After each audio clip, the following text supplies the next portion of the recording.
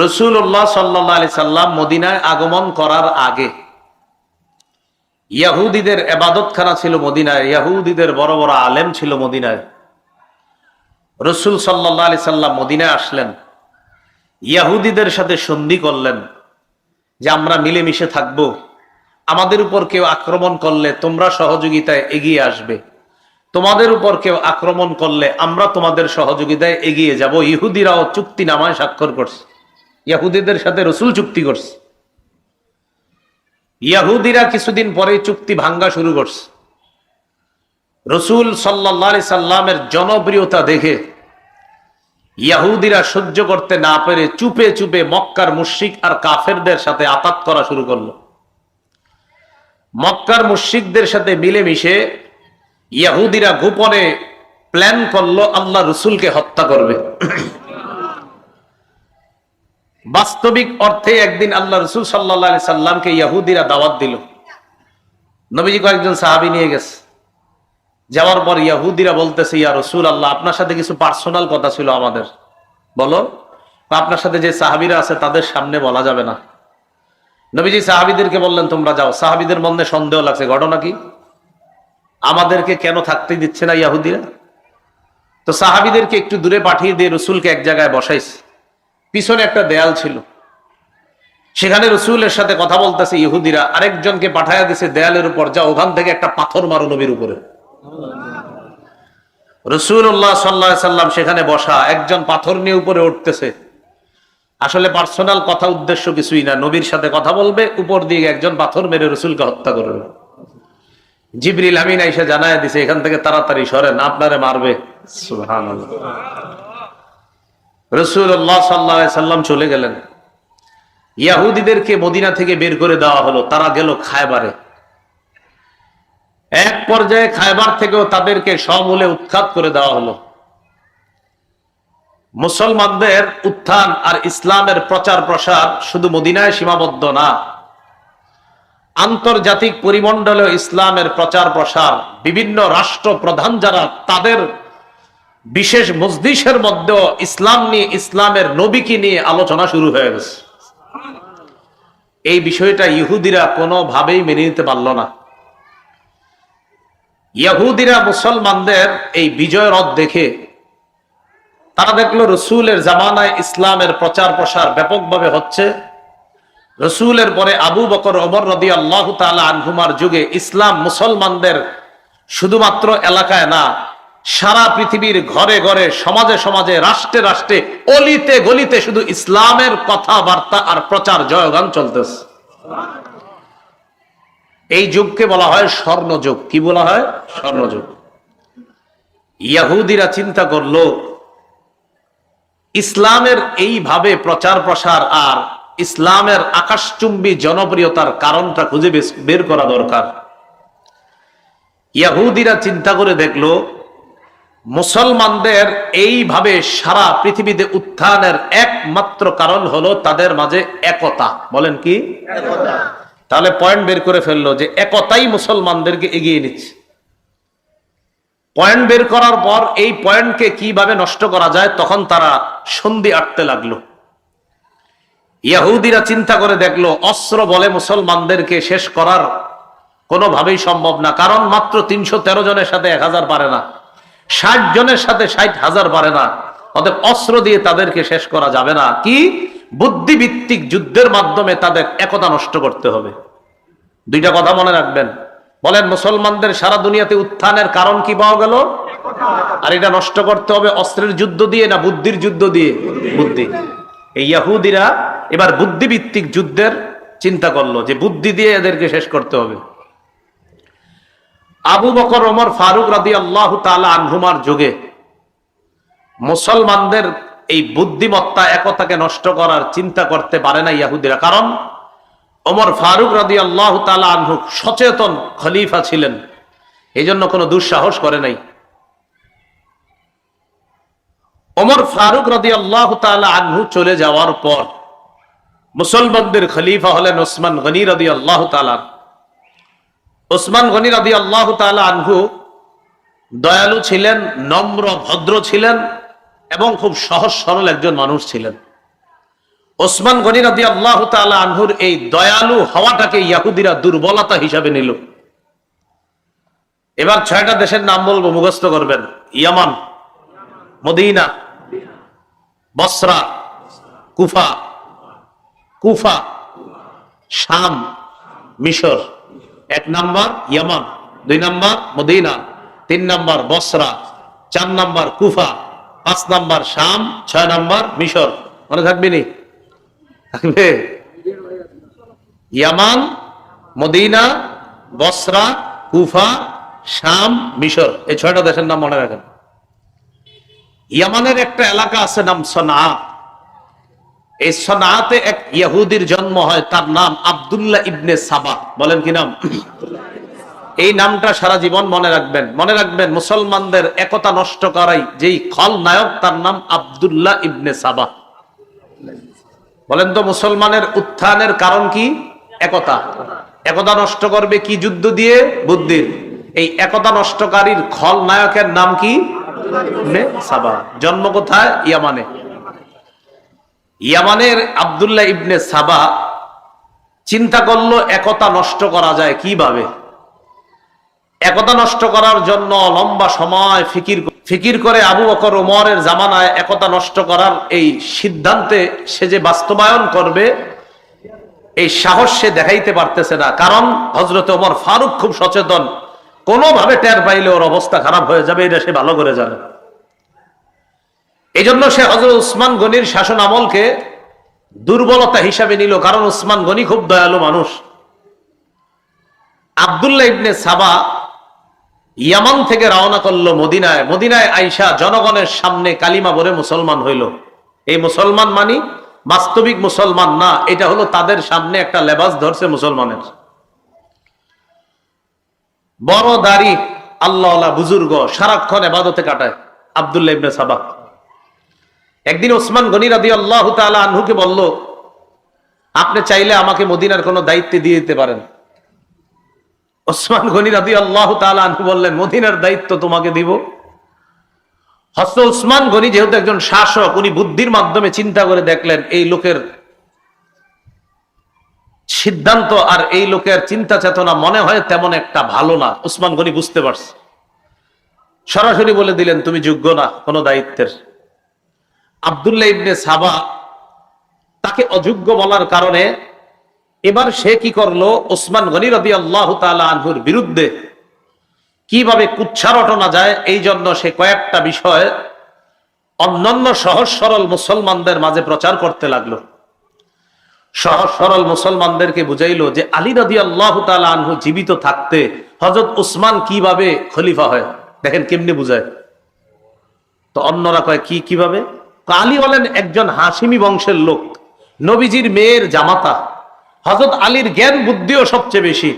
উনি থাকতে উমাইয়া বংশের উসমান কিভাবে খলিফা হয়? তো সহজ সরল মুসলমানদের অনেকে কয় ঠিকই তো। মোটামুটি ভাবে হযরত উসমানের বিরুদ্ধে একদল মুসলমান তৈরি করে ফেলছে সে। এটা কিন্তু আমাদের মাঝে আছে, দেখবেন যদি আপনার এই আমাদের দেশও আছে এরকম। যেমন বর্তমান যে খতিব আপনাদের মসজিদের, এই বেচারা আছে 20 বছর ধরে, ঘটনা চক্রে আরেকজন এই মসজিদে আপনারা ঢুকাইবেন। এখন নতুন করে ওনার কোনো দোষ নাই, কি করা যায় করে, আমগো এলাকার এত বড় হুজুর থাকতে হেরে কিনলে কেন রাখবো, এরকম একটা দুর্বলতা আর কি। আলী রাদিয়াল্লাহু তাআলা আনহু যোগ্য, অনেক বড় আলেম, কোনো সন্দেহ নাই। হযরত আলী রাসূলের মেয়ের জামাতা, কোনো সন্দেহ নাই। হযরত আলী রাদিয়াল্লাহু তাআলা হাশিমি বংশের অনেক বড় যোগ্যতার অধিকারী, কোনো সন্দেহ নাই। কিন্তু কথাটা কেমনে কইছে দেখেন, আলী থাকতে ওসমান কিভাবে খলিফা হয়? তো অনেকে এই টোপটা গিলছে, হ্যাঁ ঠিকই তো, কিভাবে হয়? হযরত আলী রাদিয়াল্লাহু তাআলা আনহুর ব্যাপারে এইগুলা বলা বলে শুরু করছে। আলীর কানে কিন্তু এগুলা যায় না, কারণ হযরত আলীর কানে যদি এগুলা যাইতো তো ওরে শায়েস্তা করত। হযরত উসমান গনি তার দূরদর্শিতা বুঝতে পেরে তাকে মদিনা থেকে বের করে দিয়েছে। আসছে কোত্থেকে? এখন আছে কোথায়? মদিনায়। মদিনা থেকে বের করে দেওয়ার পর গেল বসরায়। হাসান বসরি রহমতুল্লাহ নাম শুনেন নাই? এই বসরা। বসরায় যাওয়ার পর হযরত উসমান রাদিয়াল্লাহু তাআলা আনহুর বিরুদ্ধে বসরায় কথা বলা শুরু করলো। বসরার গভর্নর যিনি ছিলেন তিনি বুঝতে পারলেন, বুঝতে পেরে আব্দুল্লাহ ইবনে সাবাকে বসরা থেকে বের করে দিল। বসরা থেকে বের করে দেওয়ার পর সে গেল কুফায়।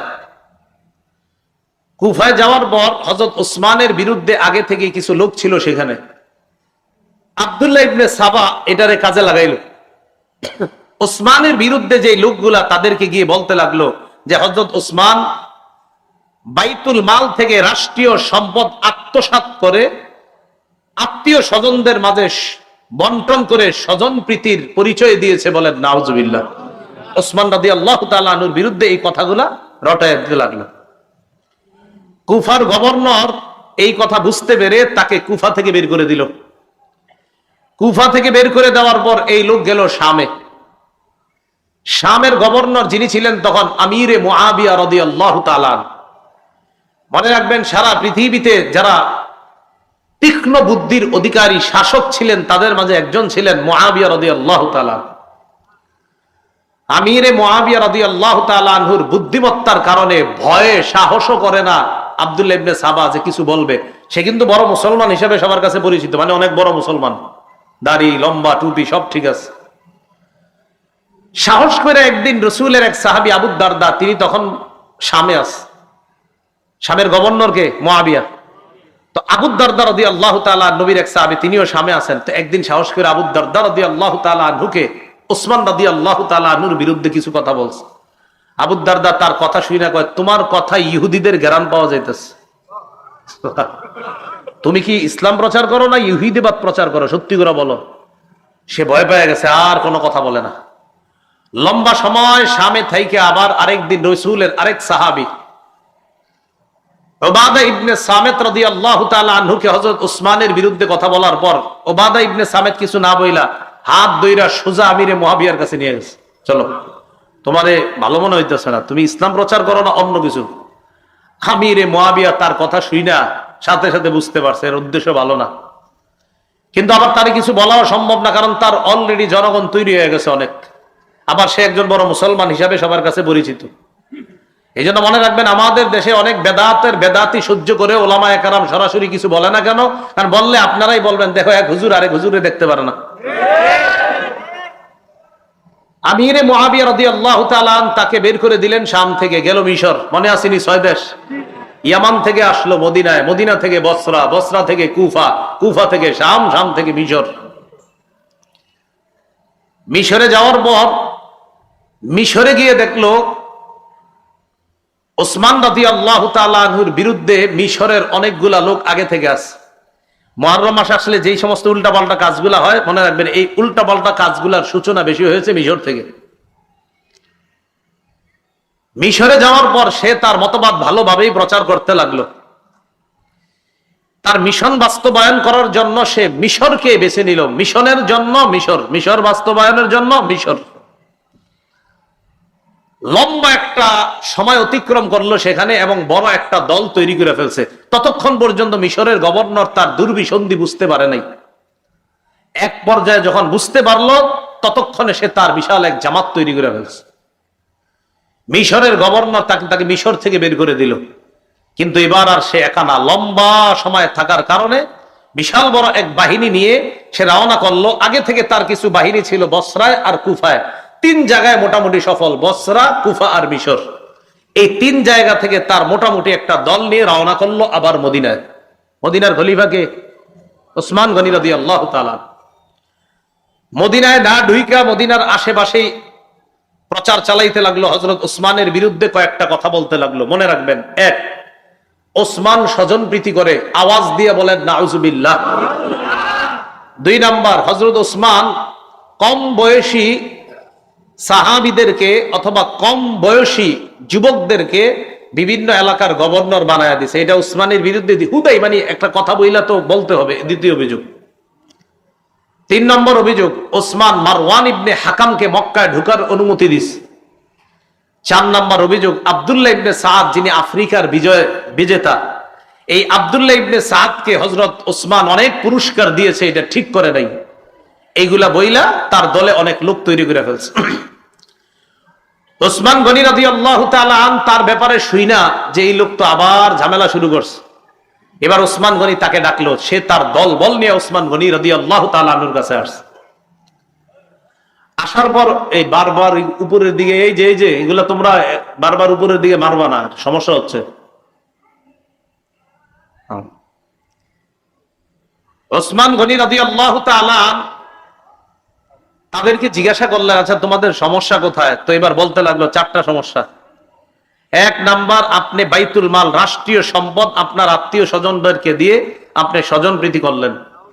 ওসমান গনি রাদিয়াল্লাহু তাআলা জবাব দিলেন যে দেখো, আল্লাহ আমারে এত সম্পদ দান করছে, আমি এ পর্যন্ত খলিফা হিসাবেও রাষ্ট্রীয় কোষাগার থেকে 1টা টাকাও ভাতা গ্রহণ করি নাই।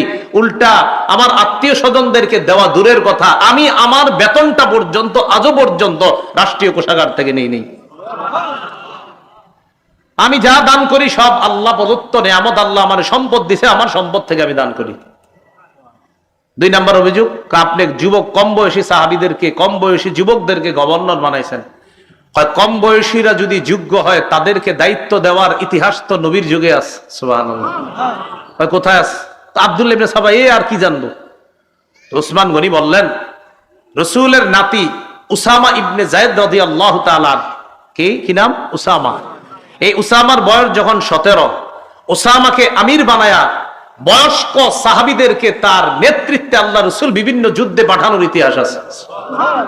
তাহলে এরকম কম বয়সী একজন সাহাবীকে রাসূল আমির বানায়া বয়স্ক সাহাবীদেরকে তার দলে দিয়েছেন। এখান থেকেই বোঝা যায় যে কম বয়সী ব্যক্তি যদি যোগ্য হয়, তার যোগ্যতার তার আসনে তাকে বসানোটা এটা অন্যায় না। আর অভিযোগ থাকলে বলো।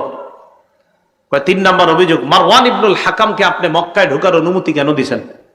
রাসূল সাল্লাল্লাহু আলাইহি সাল্লামের সাহাবী ওসমান গনি বললেন, মারওয়ান ইবনুল হাকাম একজন মুসলমান, আর মুসলমানকে মক্কায় ঢোকার অনুমতি রাসূল দিয়েছেন, এখানে আমি বাধা দেওয়ার কে? এই জন্য এটা কোনো অভিযোগই না। 4 নাম্বার, আফ্রিকা বিজয় করেছে যে তাকে আপনি এত পুরস্কার দেওয়া ঠিক করেন নাই। আচ্ছা পুরস্কার বেশি দেওয়া হয়ে গেছে? আচ্ছা ঠিক আছে, পুরস্কার ছিনায় আনলাম, অন্তত তুমি তারপরও বিশৃঙ্খলা করো না। ওসমান গনি রাদিয়াল্লাহু তাআলা উনি ফিতনা পছন্দ করতেন না, উনি ঝগড়া পছন্দ করতেন না। উনি বললেন ঠিক আছে, পুরস্কার ফিরিয়ে আনলাম, তারপরও তুমি বিশৃঙ্খলা করো না। আব্দুল্লাহ ইবনে সাবা, ওই মুনাফিক ইহুদি, সে চিন্তা করলো ঘটনা কি, এর যা কই সবই দিমানে, এটা তো তেমন কিছু করা যায় না। সে আবার তার দলবল নিয়ে চলে গেল মদিনার বাহিরে 3 মঞ্জিল দূরে। আলী রাদিয়াল্লাহু তাআলা আন, তালহা এবং জুবায়ের 3 জন প্রবীণ সাহাবী, তাদের কাছে গেল আব্দুল্লাহ ইবনে সাবা। যাওয়ার পরে তাদেরকে বলল, আপনারা থাকতে ওসমান গনি খলিফা হয় কেমনে? আলী রাদিয়াল্লাহু তাআলা সরাসরি বললেন, তোমার মতলব ভালো মনে হচ্ছে না। সে দেখলো না আলী তালহা জুবায়ের তাদের কাছে বেশি চান্স পাওয়া যাবে না। এবার নতুন ষড়যন্ত্র করলো, খুব মন দিয়ে শোনেন। নিজে একটা চিঠি লিখলো আব্দুল্লাহ ইবনে সাবা। এই চিঠির মধ্যে লেখা, মিশরীরা মিশরে যাওয়ার পর তাদেরকে হত্যা করবা, আমিরুল মুমিনিনের পক্ষ থেকে নির্দেশ। আমিরুল মুমিনিন কে? ওসমান। ওসমানের লেখা চিঠিটা না আব্দুল্লাহ ইবনে সাবার লেখা? আব্দুল্লাহ ইবনে সাবা নিজে থেকে একটা চিঠি বানাইছে, বানায় এটা লেখছে। লেখা এবার মিশরীদেরকে দেখাইছে, দেখো তার সাথে কয় দেশের লোক আছে? 3 দেশ, মিশর, বসরা, কুফা। তো মিশরীদেরকে দেখাইছে, দেখো তোমরা মিশরে যাওয়ার পর তোমাদেরকে যেন হত্যা করা হয় এই নির্দেশনা দিয়েছে ওসমান। এই চিঠি দেখাইতে গেছে আলী রাদিয়াল্লাহু তাআলা। হযরত আলী রাদিয়াল্লাহু তাআলা বুদ্ধিমান সাহাবী ছিলেন, বিচক্ষণ সাহাবী। হযরত আলী চিঠি দেখেই বুঝতে পারছে এটা বানানো চিঠি। আর চিঠি দেখার পরে কয়, আচ্ছা ওসমান গনি লেখছে এটা না? কয় হ্যাঁ। ঠিক আছে, তোমরা যাও। মিশরীদেরকে আলাদা করে কুফা আর বসরার যারা, তাদেরকে বলল, আচ্ছা মিশরীদেরকে হত্যা করার নির্দেশনা দিয়েছে ওসমান, এটা কি তোমরা জানো? কুফার আর বসরার হেরা কয় হ্যাঁ আমরা জানি। হযরত আলী কয়, তোমরা কেমনে জানলা এটা? এটা কিভাবে জানলা তোমরা? এক সবাই চুপ। আসলে তো আমরা কেমনে জানলাম, আমগরে তো এখনো কেউ বলে নাই। আলী বললেন যে মিশরীদেরকে ওসমান গনি হত্যা করতে বলছে, একটা নির্দেশনা আছে জানো? তো ঠাস করে সবাই বল, হ্যাঁ হ্যাঁ জানি। আলী কই, কেমনে জানলা? হযরত আলী বললেন, এর মানে তোমাদের এই 3 গ্রুপেরই প্ল্যান করা একটা চিঠি এটা। তো চিঠিতেও তেমন কোনো কাজ হইল না। আব্দুল্লাহ ইবনে সাবা ইতিমধ্যে তার জনগণ আরো বাড়াইতেছে। হযরত আলী রাদিয়াল্লাহু তাআলা আনহু বুঝতে পারছে অবস্থা বেশি ভালো না। ইতিমধ্যে জিলহজ মাস এসে গেছে। কোন মাস? 35 হিজরির জিলহজ মাস। মদিনার বড় বড় সাহাবায়ে কেরামরা হজ করার জন্য চলে গেলেন মক্কায়। আম্মাজান আয়েশা সিদ্দিকা রাদিয়াল্লাহু তাআলা আনহা তিনিও মক্কায় গেলেন। এদিক দিয়ে মদিনা খালি, অর্থাৎ মদিনায় বড় বড় সাহাবায়ে কেরাম নাই। এই সুযোগটাকে কাজে লাগাইলো আব্দুল্লাহ ইবনে সাবা।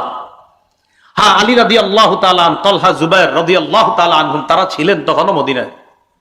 হযরত আলী অবস্থা বেগতিক দেখে চিন্তা করলেন এই লোক আমারই নিয়ে ষড়যন্ত্র করবে। হযরত আলী তার সন্তানদেরকে, হাসান, হুসাইন, তাদেরকে দায়িত্ব দিলেন। একটা কি দায়িত্ব? আব্দুল্লাহ ইবনে সাবা তার দলবল নিয়ে একদিন জুমার নামাজের সময় হযরত উসমানের বিরুদ্ধে মসজিদে বিদ্রোহ করে বসছে। নাউজুবিল্লাহ। বিশাল বড় একটা জামাত বিদ্রোহ করার কারণে হযরত উসমান ভেঙে বললেন। ওসমান গনি তার হাউসে ঢুকলেন। তার ঘরে ঢুকার পর এই বিদ্রোহী বাহিনী চারদিক থেকে ঘেরাও করে ফেলছে হযরত উসমান গনির বাসা।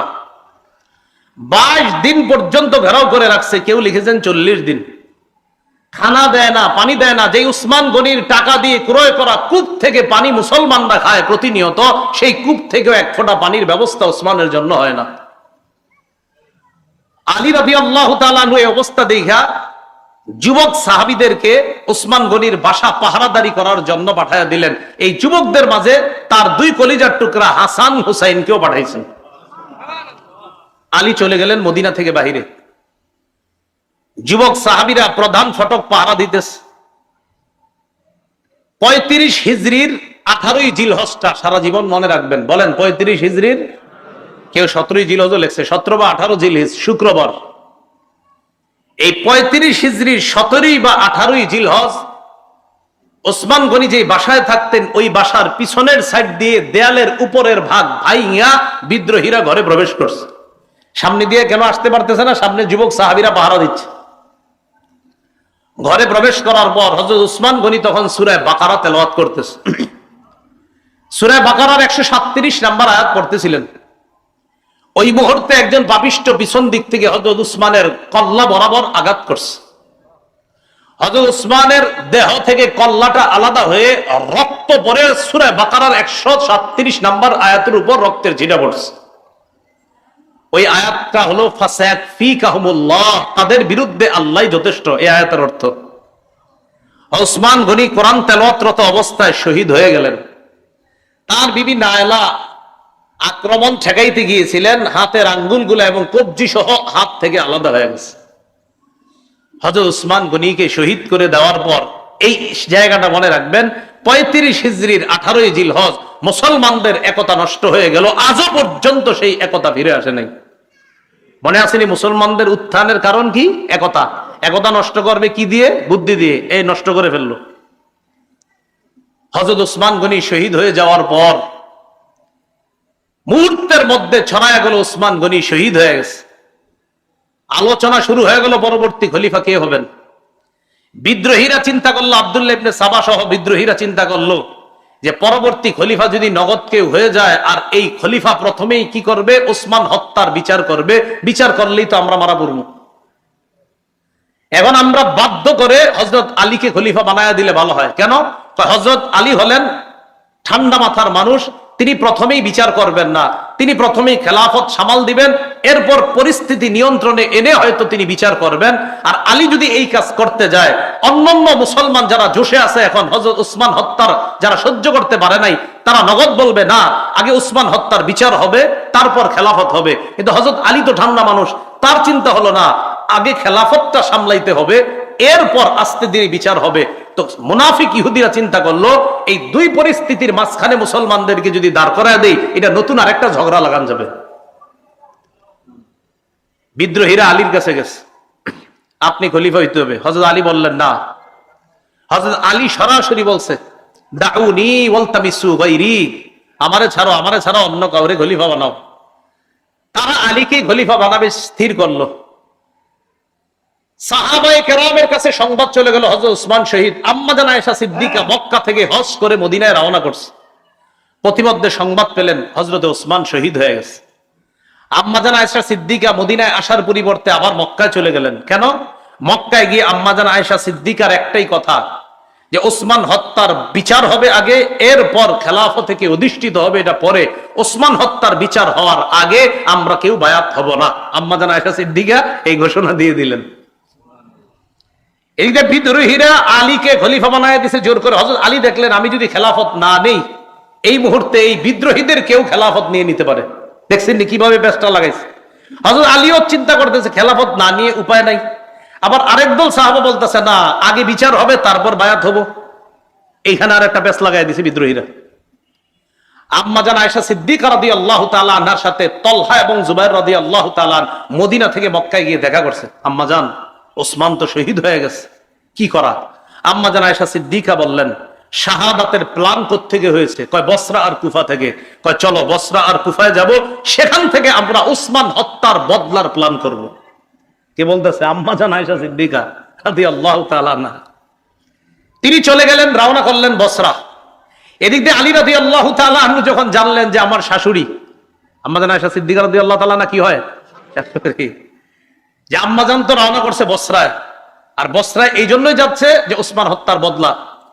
হযরত আলী রাদিয়াল্লাহু তাআলা চিন্তা করলেন তাহলে আমিও বসরায় যাই, বসরায় গিয়ে আম্মাজানের সাথে কথা বলা দরকার। এদিক দিয়ে হযরত আলী রাদিয়াল্লাহু তাআলা আনহু রওনা করলেন, ওই দিক দিয়ে আম্মাজানও বসরায় রওনা করছে। বিদ্রোহীরা চিন্তা করলো সর্বনাশ, বসরায় গিয়ে যদি দুই দলের মাঝে মিটমাট হয়ে যায় বিপদে পড়বো আমরা। কথাগুলা কি বুঝতেছেন সবাই? একদম মাথায় এদিক সেদিক নিয়েন না, খুব গুরুত্বপূর্ণ তথ্য আসবে সামনে। হযরত আলী রাদিয়াল্লাহু তাআলা আনহু বসরায় গেলেন, আম্মা জান আয়েশা সিদ্দিকা রাদিয়াল্লাহু তাআলা আনহাও গেলেন। ওইদিক দিয়ে আমিরে মুআবিয়া শাম দেশ থেকে আম্মা জানের সাথে দেখা করতে আসছে। আমিরে মুআবিয়া রাদিয়াল্লাহু তাআলা আনহুরও এক দাবি, আগে ওসমান হত্যার বিচার হবে তারপর আমরা বায়াত হব। তাহলে দাবিতে আম্মা জান আয়েশা আমিরে মুআবিয়া তারা এক হয়ে গেলেন।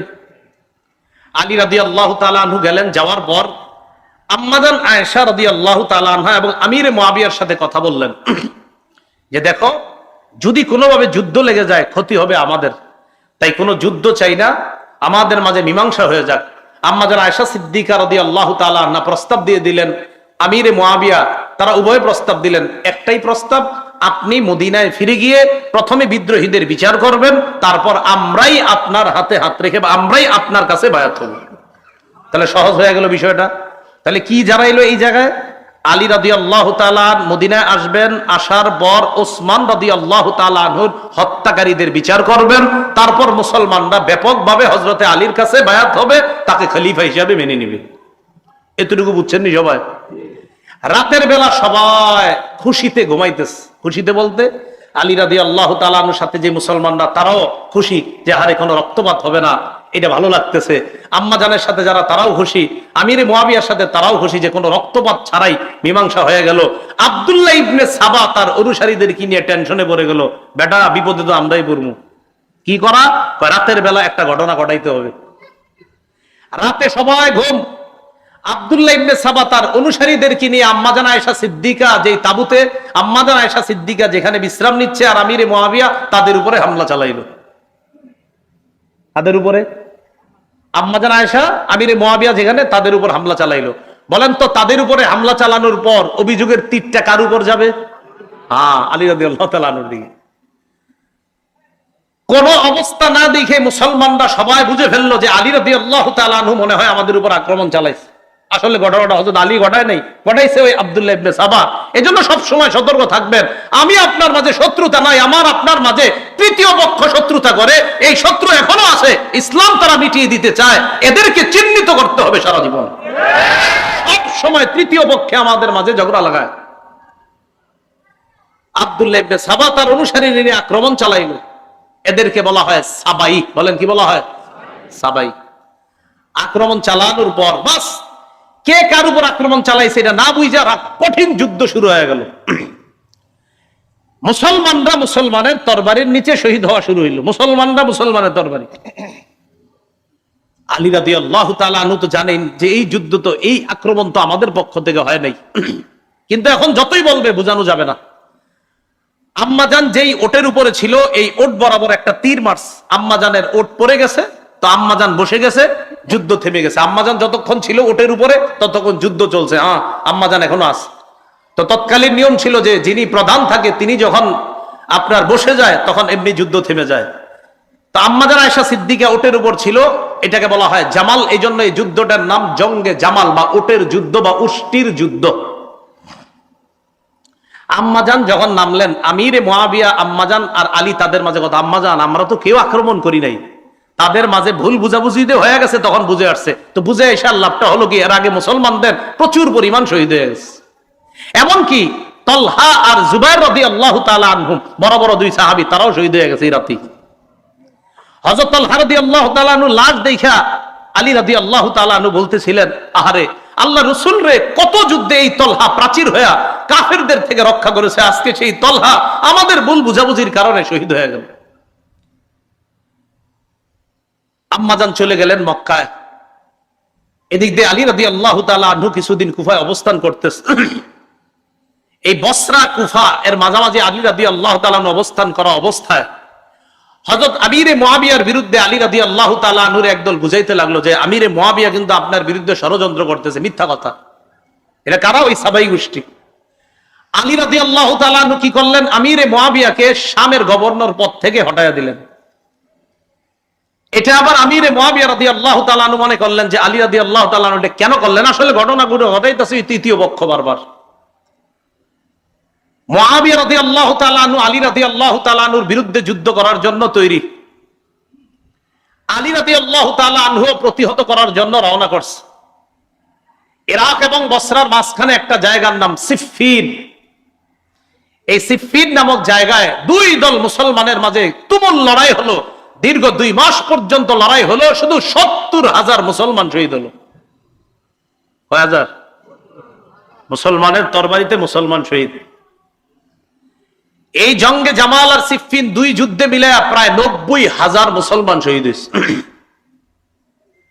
আলী রাদিয়াল্লাহু তাআলা আর আমিরে মুআবিয়ার মাঝে এরপরে দেখলো, সন্ধি হলো যে এটা তো আমরা কি করতেছি, নিজেরা নিজেদের বিরুদ্ধে লড়াই।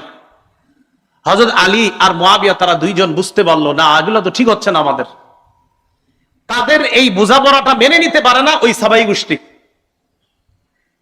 আলী রাদিয়াল্লাহু তাআলা যখন সন্ধি করলেন যে আর যুদ্ধ হবে না, তখন একদল হযরতে আলীর এই কথা মেনে নিতে পারছে না।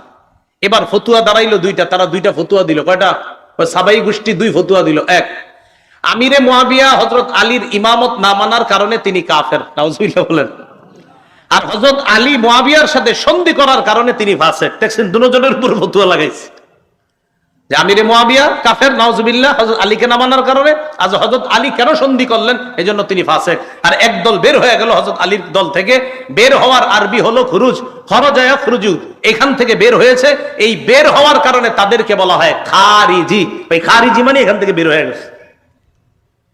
তাহলে সাবাইদের থেকে আরেকটা দল বের হয়ে গেল, এরা হয়ে গেল খারিজি। খারিজিরা বের হয়ে যাওয়ার পর তাদের ফতুয়া আমিরে মুআবিয়া কাফের, নাউজুবিল্লাহ। বড় দুঃখজনক বিষয়, বর্তমান যুগের অনেক মুসলমানও এটা মনে করে আমিরে মুআবিয়া কাফের। 3 বার নাউজুবিল্লাহ বলেন। হ্যাঁ, আমিরে মুআবিয়াকে কি বলে? কাফের, নাউজুবিল্লাহ। রাসূলের একজন জান্নাতি সাহাবীকে বলে কাফের। রাসূল সাল্লাল্লাহু আলাইহি সাল্লাম বলছেন, আমার উম্মতের যে দলটা প্রথম নৌপথে লড়াই করবে তারা জান্নাতি। আমিরে মুআবিয়া ওই সাহাবী যিনি নৌবহর তৈরি করেছিলেন এবং রোমকদের নৌবহরকে শোচনীয়ভাবে পরাজিত করেছিলেন, যে সাহাবী, তিনি আমিরে মুআবিয়া রাদিয়াল্লাহু তাআলা। তাহলে একজন জান্নাতি সাহাবীকে কাফের বলা, এটা কি মুসলমানরা যারা আমরা কাফের বলবো, এটা কি আমাদের সওয়াব হবে না গুনাহ হবে? অন্যায়, শুধু গুনাহ না, বড় গুনাহ। আল্লাহ আমাদেরকে হেফাজত করেন। আমিরে মুআবিয়া রাদিয়াল্লাহু তাআলা আর আলী রাদিয়াল্লাহু তাআলা আনহুর মাঝে এই সাবাই আর খারিজিরা আপনার একটা দ্বন্দ্ব লাগাইয়া দিল। এবার হযরত আলী রাদিয়াল্লাহু তাআলা আনহু কোনোভাবে শাসন ভাগটা রক্ষা করার জন্য তিনি তখন মদিনা থেকে ইসলামী খেলাফতটাকে নিয়ে গেল কুফায়। কোথায়? কুফায়। এখন মুসলমানদের ইসলামী খেলাফত পরিচালনা হয় কুফা থেকে।